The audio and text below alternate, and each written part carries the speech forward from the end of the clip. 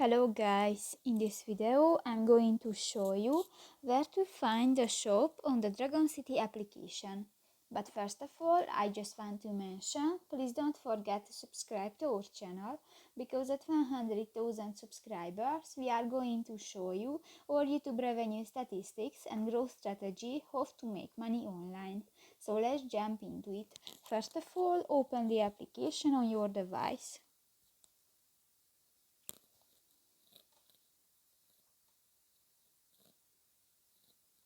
This will take a few minutes when the application is uploading.